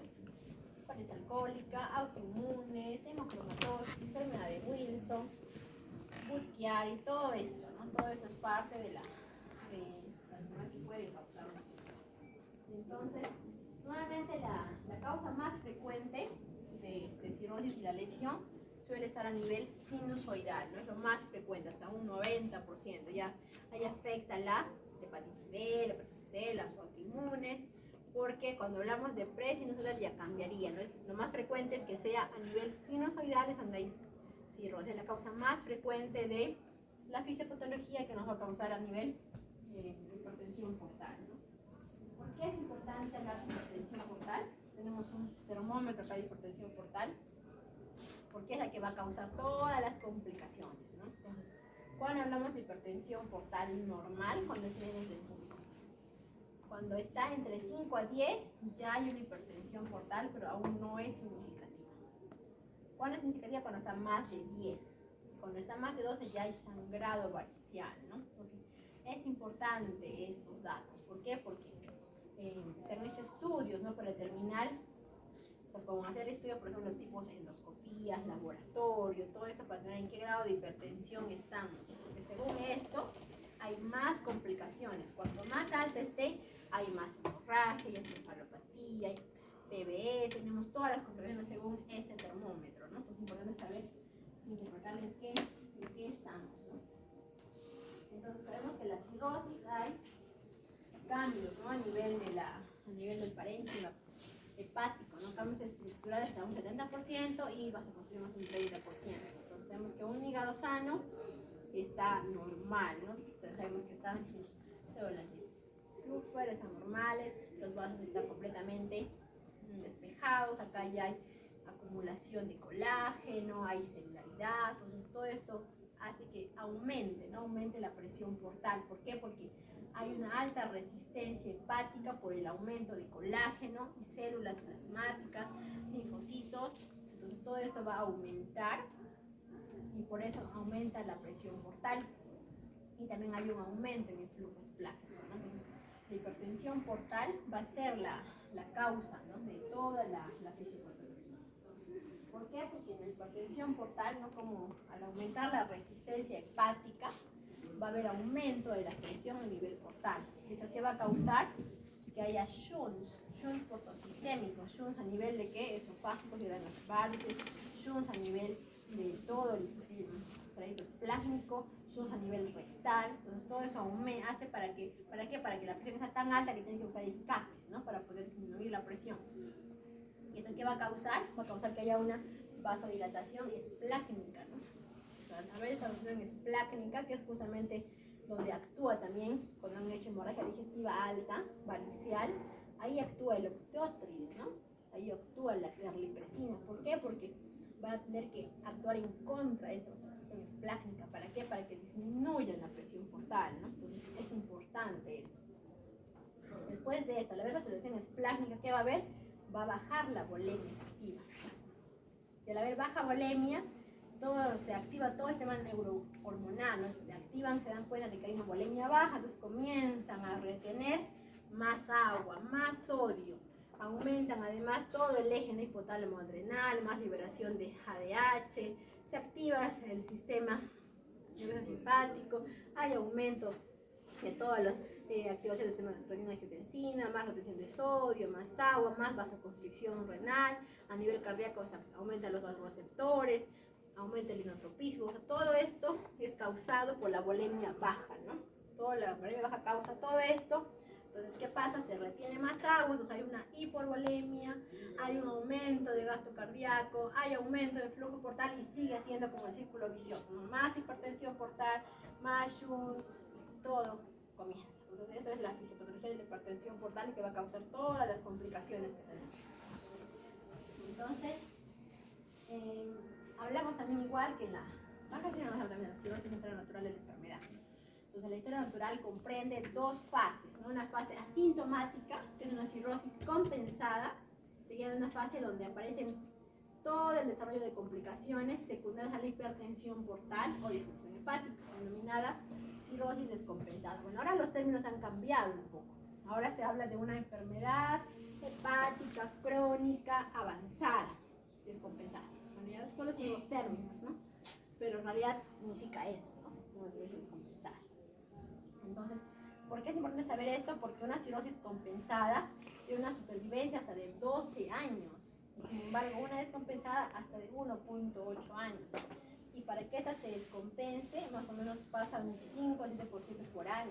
Es importante saber esto, conocerlo, para poder tener cuál es el pronóstico de los pacientes, ¿no? Porque acá tenemos, ¿no? Una cirrosis descompensada también tiene unos estadios. Estos son estadios de Amico, se llaman. Entonces, en estos estadios, por ejemplo, en la compensada hay una hipertensión muy leve. Todavía en el estadio 1 no hay varices. En el estadio 2 ya hay varices. En el estadio 3, bueno, ya tenemos una hemorragia varicial. En el estadio 4 hay una descompensación no hemorrágica, que puede ser ascitis, puede ser cefalopatía hepática, puede ser PBE. Y cuando hay, en el estadio 5, cuando hay más de 12 eventos de descompensación. Y cuando ya está tardíamente ya descompensado, ya hay estadio 6, que ya hay unas refractarias, cefalopatía persistente, está histérico, con múltiples infecciones, hay síndrome hepatorrenal, o sea, ya es una etapa final, no terminal. Ustedes tienen que identificar en qué etapa está su paciente para saber qué viene después, cuánto tiempo de vida le queda. De esto depende, ¿no? Si está en un estadio, por ejemplo, 3 con una hemorragia que ha sangrado por primera vez, tiene una mortalidad de un 20% a los 5 años. Si está en este estadio, 80%. Entonces, para eso sirve saber esto, conocer esta historia de la enfermedad, ¿no? Y cuanto más alta está la presión, más complicaciones, ¿no? Entonces, y también, y es importante, ¿no? El hepatocarcinoma se puede pasar en todas las etapas. O sea, si esté con una complicación o con 2 o 3, está presente en todas.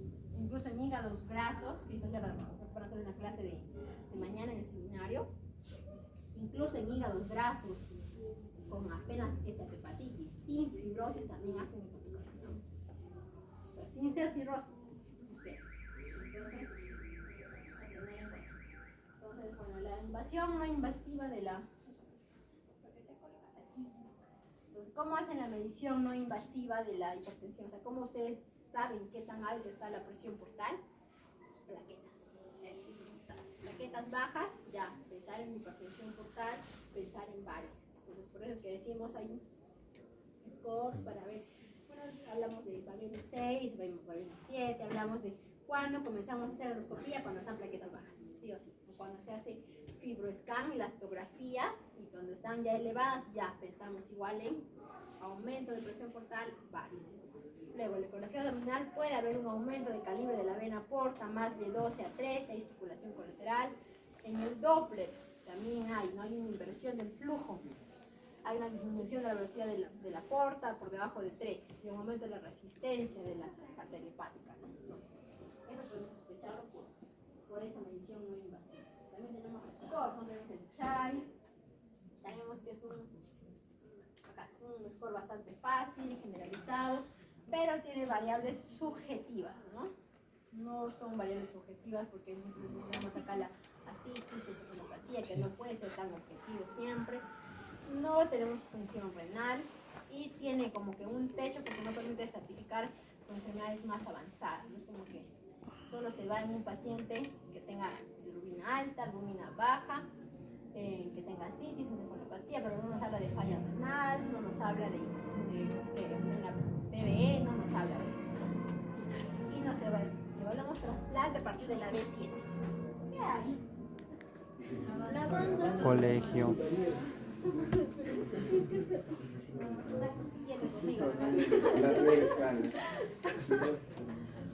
Ya, entonces, y otro, lo que sí tenemos, lo que sí nos ayudaría, que evalúa función renal es el MEL sodio, ¿no?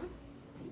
El MEL sodio nos ayuda porque podemos mejorar, ¿no?, la estimación de la mortalidad de los pacientes en lista de espera. Por eso que para hacer trasplante hepático usamos el sodio.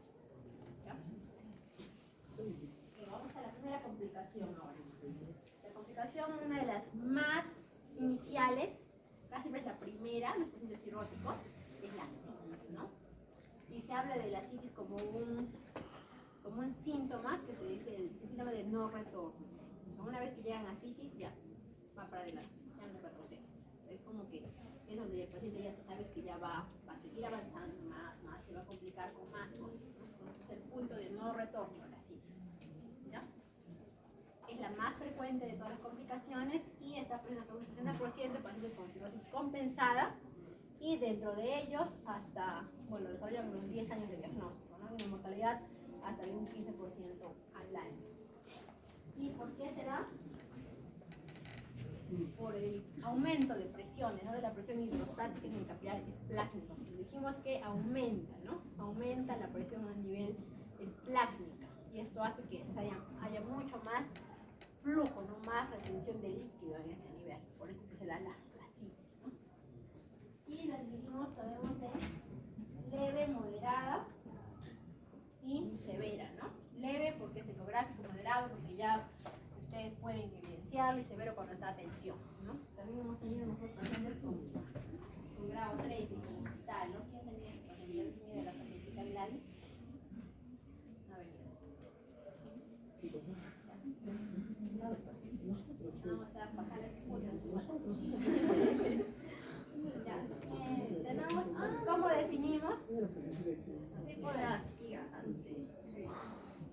entonces el gasa. Un gasa más de 1.1 es un líquido, una citis por hipertensión portal, ¿no? Esto define las proteínas totales menos de 2%, ahorita lo vamos a ver. Entonces, ¿cuándo es complicada? Cuando está más de 250 polimorfos nucleares, ¿no? No complicada cuando está menos de 50, 150 polimorfos nucleares. Entonces, ¿por qué es la paracentesis? Debe realizarse en todos los pacientes que hayan ingresado al hospital en un primer episodio de ascitis, ¿no? Porque es importante, entonces se recomienda hacerlo en las primeras 6 horas de ingreso del paciente al hospital, se recomienda. Paciente que ingresa, paciente debe ser pulsado. ¿Por qué? Porque si pasan más horas, el paciente se puede infectar, no da un tratamiento adecuado a tiempo, ¿no? Entonces se ha recomendado la eficacia de hacerlo antes de las 6 horas, ¿no? Sabemos que es una opción muy sensible, de bajo costo y complicaciones muy bajas, ¿no? Puede, por ejemplo, que puncen un vasito y ya sangrado. En este caso, ¿qué se hace? Se retira del catéter y se comprime. ¿Y dónde hacemos la paracentesis? ¿En qué lugar? ¿Cuál es el más seguro? Este de acá. Ahí, es el más seguro, ¿no? Y es importante, ¿no? ¿Se corrige o no se corrige la coagulación antes de sacar líquido acítico? No está recomendado, ¿no? Se puede, la coagulación o administración de plaquetas previa no está recomendada. Excepto que tenga menos de 30.000 o 20.000 podría corregir. Después no, hasta 50.000 pueden corregir. O sea, pueden sacar sin ningún tipo de riesgo, ¿no? Incluso los 100 euros tampoco no importan mucho, ¿no? Entonces, ustedes pueden hacer esos procedimientos, ¿no? Y es lo que quiero que se memoricen, ¿no? Es importante. La hipertensión portal debida a cirrosis como principal causa, porque también hay hipertensión portal no cirrótica, pero es menor, 10%. Más es cirrótica, 90%. Entonces, en la mayoría de los casos, ¿cómo van a ver su líquido acítico?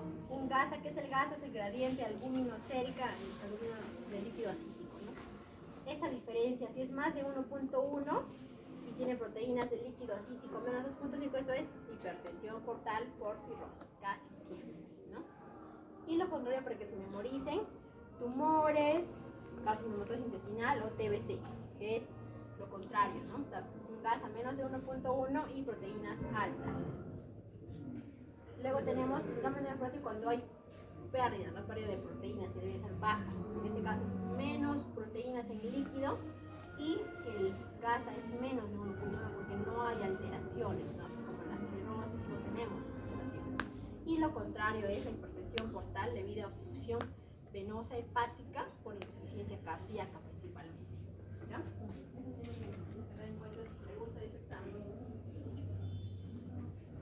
Y bueno, ya sabemos que para evaluar el líquido acítico tiene que cumplir el albúmina, gas a más de 1.1 en cirrosis, es muy sensible para hipertensión portal, tiene que hacer siempre pedir su citoquímico, recuento celular, recuento diferencial, un recuento correcto de polimorfos nucleares.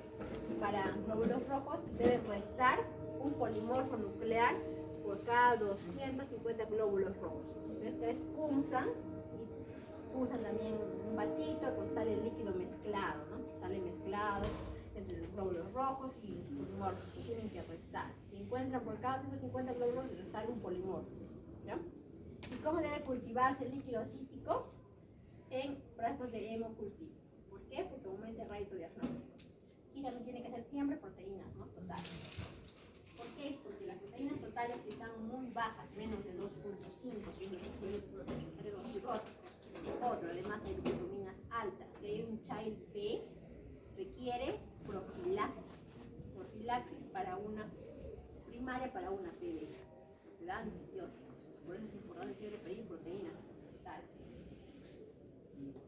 El tratamiento es ascitis grado 1, solo dieta hiposódica, grado 2, dieta hiposódica, además diuréticos como espironolactona y furosemida que puede aumentarse hasta por 4, ¿no?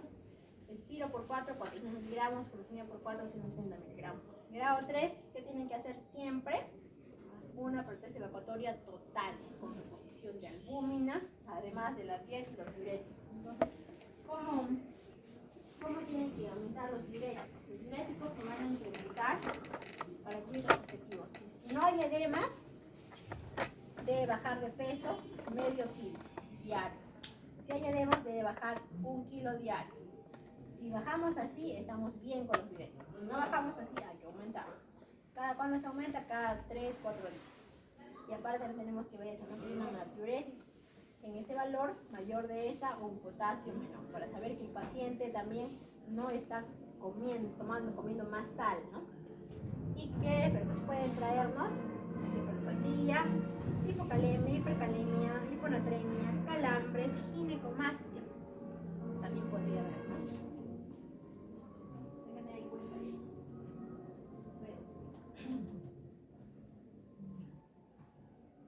¿Qué es la disfunción post-paracentesis?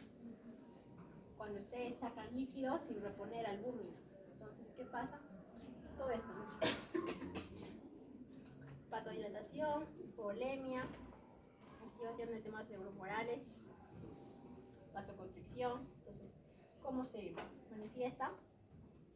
Falla renal aguda, más ascitis, más edemas, hiponatremia. ¿Eso cómo se llama? La disfunción circulatoria post-paracentesis, ¿no? Entonces, para evitar esto, ¿qué tienen que hacer? Cada frasco de albúmina al 20%, ¿cuánto contiene? 10 gramos. Entonces, ¿qué dice la guía? Que hay que reponer con albúmina endovenosa a razón de 8 gramos por cada litro de ascitis extraída. Luego de 5 litros. Deben hacer esto siempre, ¿no? Dijimos que cada los frascos, ¿no? 10 gramos de albúmina. Porque si ustedes hacen eso, ¿qué van a hacer?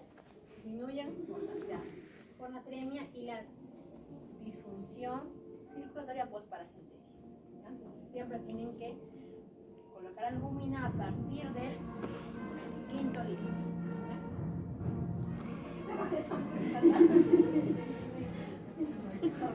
Bueno, ya. Entonces, de sus pacientes, con la dieta responde un 20%. Paracentesis cuando es severa, cuando no, los diuréticos responden a un 90%. Entonces, un 10% no va a responder a nada de esto. Entonces, en ellos, ¿qué hacemos? Tips, es un tratamiento, o vamos ya a trasplante hepático. Entonces, cuando hablamos de ascitis refractaria, es aquella que no puede ser eliminada o cuya recidiva no puede evitarse. Hay dos tipos. Una que es la resistente a diuréticos, que yo le doy la máxima dosis y no mejora. Sigue los edemas, sigue la ascitis. Esto es un 20%, ¿no? Y el otro es cuando hay ascitis intratable. ¿Qué quiere decir esto? Que debido a complicaciones por diuréticos no le puedo dar más. O sea, ¿qué pasa? Hace falla renal, hace hipocalemia, hipercalemia, hace hiponatremia, hace hipotensión. Entonces yo no le puedo dar más diuréticos. Entonces se llama intratable. Son los dos tipos de ascitis refractaria. Entonces, en este caso, esos son, ¿no? Esos son los diuréticos, intratables, todos los estudios. Hay encefalopatía hepática por diuréticos. Entonces, en este caso, ¿cuál es el tratamiento? Tratar de intentar, ¿no? Durante con esas dosis no mejoramos, si no hay restricción de sodio, está menos de 90, el peso no llega a disminuir, ¿no? Menos de 8 gramos en 4 días, hay recurrencia de la ascitis, los diuréticos no presentan refractaria intratable, expresión de sodio más de 30. Entonces, en caso de esto, ¿qué hacemos? Como les comentaba, se hace una paracentesis total más albúmina y liposódica. Solo diuréticos si el sodio urinario está más de 30. Y si recidiva, tenemos que hacer paracentesis repetidas más albúmina. ¿Cada cuánto? Se puede hacer hasta cada semana, se puede hacer las paracentesis. Cada semana o hasta que ya el abdomen ya no aguante más, hasta ¿no? Y se hacen los chips. Los chips, ¿qué son? Es una conexión, ¿no? De la vena porta. Ajá, yugular. Con la vena hepática, entonces se coloca un stent para que disminuya la presión portal, ¿no?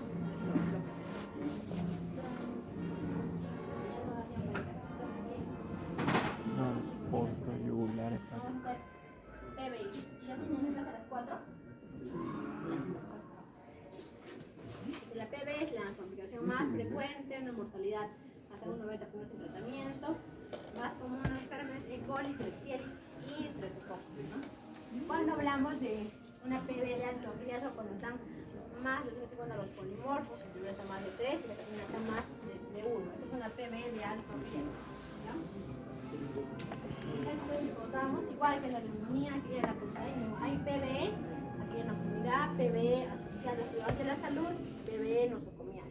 Depende según cuál sea para dar los antibióticos, ¿no? Y además el tratamiento es con albúmina, ¿no? Albúmina 1.5 gramos por kilo el día 1 y 1 gramo el día 3.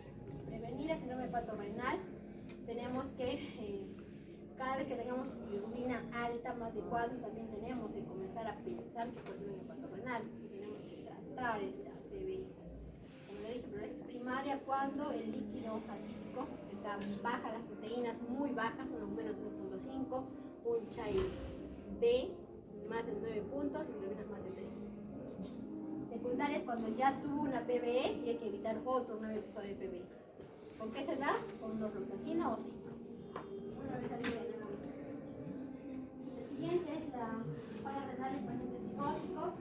Sabemos que esto es igual, ¿no? Es una complicación muy frecuente con la fibrosis hepática, una prevalencia del 50%, alta mortalidad y predispone al desarrollo de enfermedad renal crónica. ¿Cómo la dividimos? ¿Cómo se define? Por un aumento de creatinina de al menos 0.3 en 48 horas o el incremento del 50% de creatinina sérica, porque es su valor basal, ¿no? Entonces, ahí estadios tenemos estos 4, ¿no?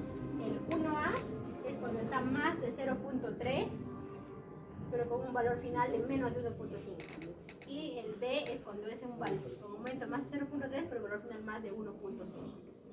Estadio 2 cuando incrementa más entre 2 y 3 veces el valor normal, y estadio 3 cuando es más de 3 veces.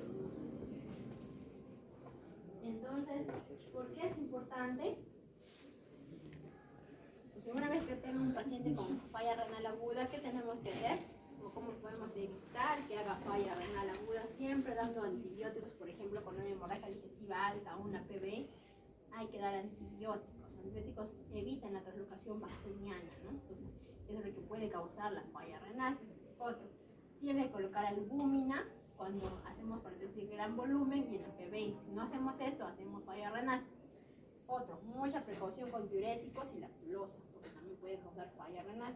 Y evitar siempre nefrotóxicos en pacientes cirróticos, como cuáles, contraste, antibióticos que sean innecesarios, no hay que utilizarlos, ¿no? Incluso los AINES están contraindicados en cirróticos, no puede estar ahí. Entonces, ¿cómo manejamos? Primero, uno, que el paciente que venga, por ejemplo, con uso de diuréticos, venga con diarrea, sospecha un hepatorenal. Lo que hay que hacer primero es evaluar el volumen intravascular del paciente. Este paciente está o no hipoperfundido. ¿Está? ¿Eso cómo hacemos? Examen físico, igual que en la pancreatitis, vemos también a nivel hemodinámicamente, vemos la presión venosa central, radiografía para ver si hay de congestión vascular, pulmonar, POCUS, que es a nivel ecográfico, vemos cómo está las venas, la vena cava superior, por ejemplo, a ver qué tanto hidratada está, hacemos ecocardiogramas. Entonces, un paciente que tiene la creatinina más de 1.5 y el volumen está conservado, o sea, no hay una hipovolemia muy franca, ¿qué hacemos? Iniciamos albúmina. Albúmina esa dosis. Si está menos de 1.5 y está de presión de volumen, cristalólisis. Después, 24 horas después, si se hace nueva creatinina y mejora, estamos bien. O sea, ha respondido la albúmina, estamos mejorando la falla renal. Pero si es que aumenta más la creatinina o está al mismo nivel, hay que seguir dando albúmina hasta un total de 48 horas. A las 48 horas, en total, bajó la creatinina, estamos bien. Fue una falla renal aguda en pacientes cirróticos. Pero, sin embargo, sigue el mismo nivel o aumenta, hay que reevaluar qué puede estar pasando, una necrosis tubular aguda o un síndrome hepatorenal. Entonces, ahí ya cambian las cosas, es diferente. Tienen que evaluar. Entonces, ¿cómo sospechamos que es un hepato renal? Es un tipo específico de un LEACI, que ocurre en paciente con cirrosis hepática descompensada, cuyo principal mecanismo es la hipoperfusión renal. Pues, ¿cómo definimos? Tiene que cumplir estos criterios actuales, ¿no? Uno, que haya presencia de AQI, que haya cirrosis con ascitis, que no haya respuesta, o hay una respuesta parcial, tras la suspensión de diuréticos y expansión albúmina por 48 horas, que no haya shock, que no haya usado actualmente nefrotóxicos y que no haya lesión del parénquima renal, ¿no? Entonces, un síndrome hepatorenal tipo 1, que antes se llamaba tipo 1, ¿no? Ahora es síndrome hepatorenal en una falla renal aguda. También hay en pacientes ya crónicos, ¿no? Cuando el paciente ya es crónico, la tasa de filtración menos de 60 por menos de 3 meses, o en ausencia de otras causas de enfermedad renal o incremento de creatinina más menos de 1.5 sobre su valor normal en los últimos 3 meses. Y esto es cuando es crónico, cuando es más de 3 meses, ¿no? Entonces, esto ya para un tipo diferente de síndrome hepatorenal, pero son pacientes ya con afectación de la tasa de filtración glomerular. Esto es más agudo, ¿no? Entonces, vamos a ver el primero. En el primero tenemos que dar un tratamiento, ¿con qué? Con terapia vasoconstrictora, con terlipresina o noradrenalina más albúmina. Entonces, la primera opción es la terlipresina, pero es costosa. Ahí están las dosis, tener precauciones, porque puede causar isquemia coronaria, puede causar falla respiratoria, como dice ahí. Adrenalina, si es que no está presente, y el paciente debe ser monitorizado. ¿Por qué? Porque se usa por vía central siempre y el objetivo es aumentar la presión arterial media más de 10 a 15. Entonces, si ustedes hacen eso, está actuando adecuadamente la noradrenalina. ¿Ya? Entonces, hay que tener cuidado con eso. Y además aumentamos la albúmina, ¿no? Ahora esa dosis que está ahí. Y si es que no se usa con noradrenalina o terlipresina, no sirve. La meta de elección es el trasplante hepático, ¿no? Como dicen, depende de la terapia. Y después tenemos también la terapia del brazo renal, en aquellos que no responden adecuadamente, ¿no? Y tienen un algoritmo para que lo revisen ustedes, igual que lo que les he comentado, ¿no? Bueno, cuando está aquí 1A, solo cristaloides. Cuando está aquí 1B en adelante, su albúmina, ¿no? En caso de que haya sospechen en una injuria renal intrínseca, en tubular aguda, ya tiene que ver otro tipo de manejo, cuando hace otro tipo de manejo. Acá vamos a ver, en este continuamos, si es que resuelve, vemos sin resolución, ya, continuamos o lo monitoreamos, pero si no resuelve hay que ver otras causas, ¿no? Buscar necrosis tubular aguda, otro tipo de diagnóstico, buscar síndrome hepatorenal que cumpla todo esto, vamos a dar lipresina, noradrenalina, además de su albúmina, y lo evaluamos, ¿no? Si mejoramos, evaluamos entre los 3 a 4 días, vamos a ver si es que ha mejorado o no, suspendemos. Si no, tenemos que ya aumentar la dosis vasoconstrictora, mejorar la dosis hasta por un máximo de 14 días, es el manejo, ¿no? Y finalmente la última complicación es cefalopatía hepática, ¿no? Sabemos que es una disfunción cerebral causada por insuficiencia hepática o shock portosistémicos, ¿no? Y se manifiesta por un amplio espectro de anomalías neurológicas. Entonces acá igual, puede ser hasta un 40% durante el curso de la enfermedad, recurren bastante, ¿no? Hasta un 40% también, la prevalencia, al diagnóstico es un 10%, cuando están completados un 21%, aumenta mortalidad, aumenta admisión hospitalaria, hay más agotamiento, también de los cuidadores, se divide en 4, ¿no? Tenemos cefalopatía hepática 1, por enfermedad de base, ¿no? Lo más frecuente que vemos, cirrosis, pero también tenemos cuando hay falla hepática aguda, es un tipo A. Luego vemos la evolución en el tiempo, ¿no? Si es episódica, recurrente, persistente, estadios de severidad, ¿no? Según el score de Westhaven, ¿no? De mínima hasta 4º grado. Y si es que está precipitada o es simultánea. Entonces acá vemos la evolución, ¿no? Para los 4 tipos. Cuando sale episódico cuando solamente hubo un episodio. Cuando sale recurrente cuando es más de 2 episodios en 6 meses. Cuando sale persistente cuando ya está permanentemente, ¿no? La encefalopatía. Después tenemos acá también nuevamente para que vean eso, ¿no? Lo de episódica, cuando es por un episodio o ha pasado más de 6 meses en el segundo episodio. Recurrente más de 2 episodios en menos de 6 meses. Y la persistente que no remite. ¿Cuáles son los precipitantes? Por ejemplo, tenemos de la episódica, infecciones, hemorragias, la recurrente muy parecido, ¿no? Entonces, es importante saber qué cosa ha ocasionado, ¿no? Si ha sido precipitado o no por algo. Luego los estadios, ustedes lo van a leer, que también por pregunta en su examen, saber cómo diferenciar, ¿no? Si está en un grado 2 o está en un grado 3, tienen que revisar, ¿no? Entonces van a ver. ¿Cómo es lo ideal que ustedes deben describir una encefalopatía hepática, ¿no? Deben decir, paciente tiene encefalopatía hepática, es una tipo 6, porque es por cirrosis, es un grado 2, según el score de Westhaven. Es recurrente, ¿no? ¿Por qué? Porque ha habido más de 2 episodios. Y es precipitada por una PB. Así debe ser un diagnóstico completo de un paciente con encefalopatía hepática. Encefalopatía hepática, lo que veis todo esto. ¿Cómo evalúan estadios de encefalopatía? Con estos scores, con estas preguntas. ¿Qué preguntan, por ejemplo, para el estadio 2? Tienen que preguntar, ver asterisco y ver desorientación, ¿no? Pues acá preguntan esto, si está una incorrecta, ya es encefalopatía. Después, ¿qué hacen, no? Tener un paciente con encefalopatía, piden todos estos exámenes, ¿no? Exámenes de rutina, laboratorio de PCR, ven electrolitos séricos, buscan infusiones, buscan también ACV, buscan todos estos exámenes en pacientes que tengan este tipo de encefalopatía, ¿no? Deberían, o sea, no es un diagnóstico de exclusión, ¿no? Los pacientes cirróticos que no tienen alguna otra causa, ¿no?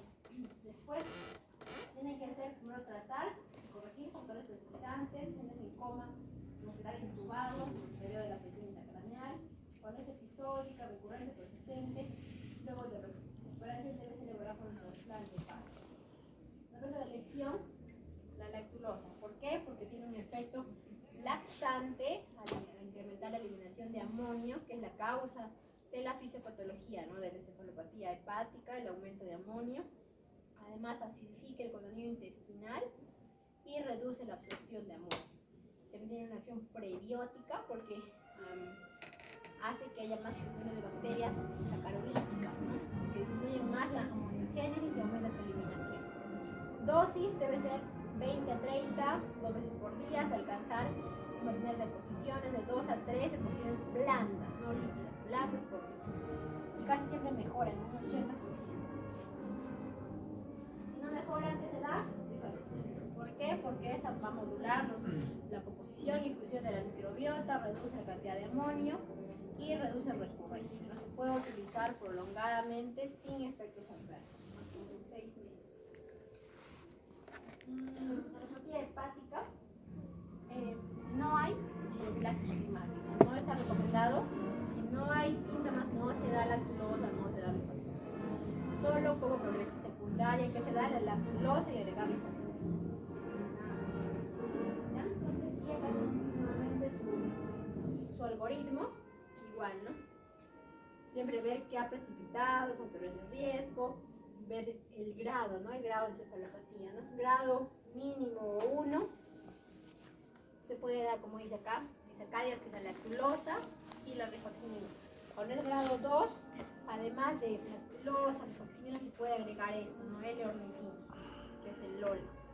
También puede ayudarnos. Cuando ya está ahí 3 o 4, tiene que intubarse el paciente, manejo sin UCI, ¿no? Que es un soporte ya medicamentoso. Y bueno, eso fue un poco largo, espero que les haya gustado. Y bueno, ya saben dónde encontrarme, tienen mi teléfono, así que cualquier cosa pregúntenme ahora, que si yo les pregunto en eso. Que también va a entrar, ¿no? El cambio teórico práctico es todo, ¿no? Es toda la rotación de medicina, ¿no? Hacen preguntas de todas las especialidades, tanto preguntas de las teorías, preguntas de las prácticas, todo entra. Así que, ¿tienen dudas? Pregunten. Paren ahora, ok, para que... Sí, nos enseñó O'Shea, Addison y diabetes, no sé, amigo. Ay, chévere. Oye, eso es clase teórica. Para hacer los lunes, resistencia al nivel y tú le das la dosis máxima, resumidas en los 60. Es muy un paciente, pero nos podemos hablar con él. Intentamente hablar ahora. Sigue, no bajo el sistema.